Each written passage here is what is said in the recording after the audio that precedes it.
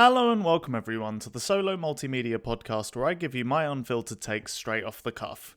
So, today we're going to be talking about the new album from Pinegrove, 1111. So, first things first, I haven't actually listened to any of this band's material. I remember seeing them at Primavera in Barcelona a long time ago, which is a festival that I used to go to when I could travel before the, before the current times, I guess I'll say.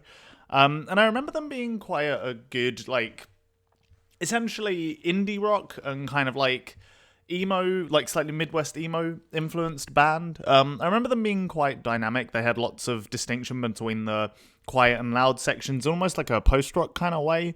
And I remember them being quite captivating, but I just never got around to checking out any of their albums. So when I saw this released literally today, I was like, you know what? It seems like a solid thing to dive right into and give a first impression of. I think that's, makes sense.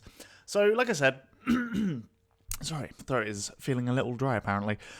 So, like I said, they're a kind of emo-tinged indie rock band. But after listening to this record, they've also got a decent amount of, I had a little read online and people call it alt country as opposed to just a country vibe. I don't know why, but I'm sure there's a distinction there. But basically, overall, my thoughts on this record was essentially that it's competent for the genre but somewhat unimpressive. Unfortunately, considering I remember them being quite dynamic live, I feel like this album never really hits any passionate highs or lows. Everything kind of sits in this very fuzzed out kind of mid-range. And there's a decent number of bands that I really like that I would consider to be contemporaries. I think Hop Along are an awesome band that do a similar kind of thing. I absolutely love their debut record, Get Disowned, and the one after that was really good too. I didn't quite like I think it was called Bark Along Dog or something like that, the third one, quite as much, but, overall, they're still really, really solid. They're just writing consistent songs, and they have their own sound, and I fucking love that vocalist. And I feel like all of those things that I've just praised are kind of a little bit somewhat absent here. And like I said, if that dynamicism was more on display on this record, I feel like that could make up for it. Because, for a start, the opener is a really decent song and captures a lot of that dynamicism I was talking about. But I feel like after that point, it doesn't ever really capture that again, which I think is really unfortunate. And one thing I noticed actually is that a lot of the longer songs in general on this record I enjoyed a lot more, because I felt like they had time to flesh out what they were doing and really span a slightly broader range within their own sound.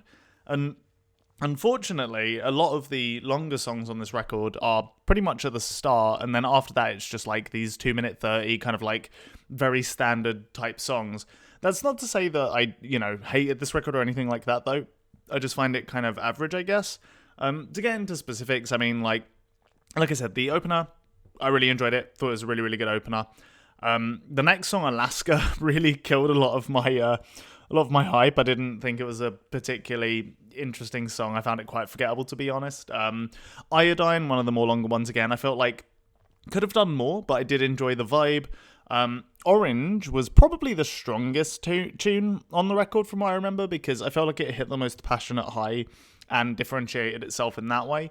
I also get the impression, I could be wrong, but it sounds like a single to me. I don't know why, it just kind of does. Then I would say you hit this, after that kind of intro section of okay, this record's decent, I can see what it's doing.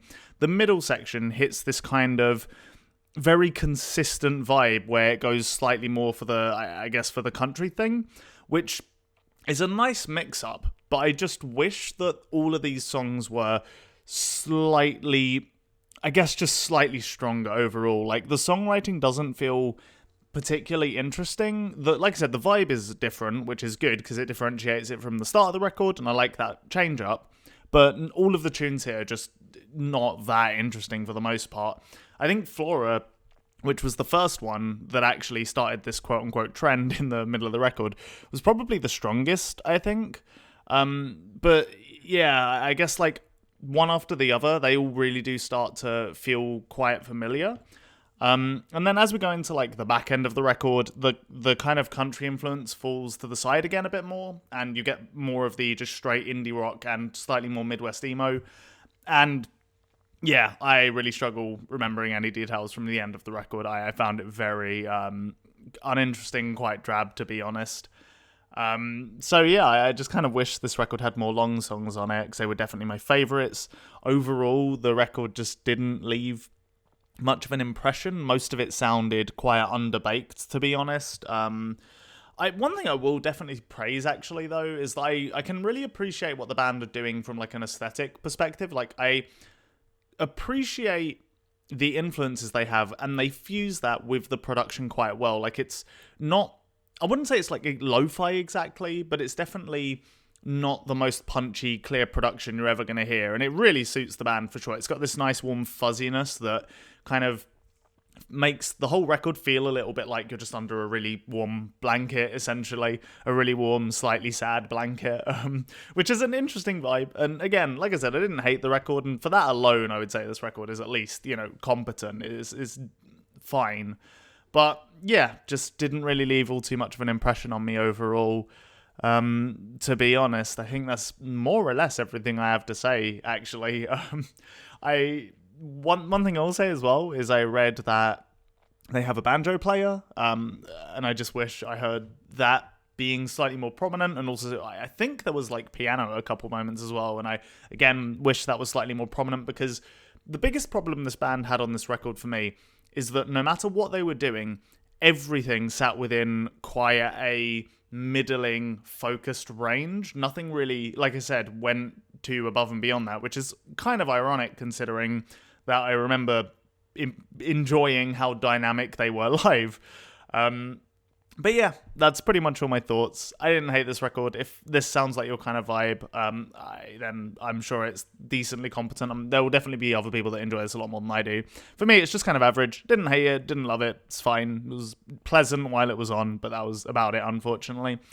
But yeah, I think that's basically everything I have to say. Definitely give me recommendations for this genre if anyone has any.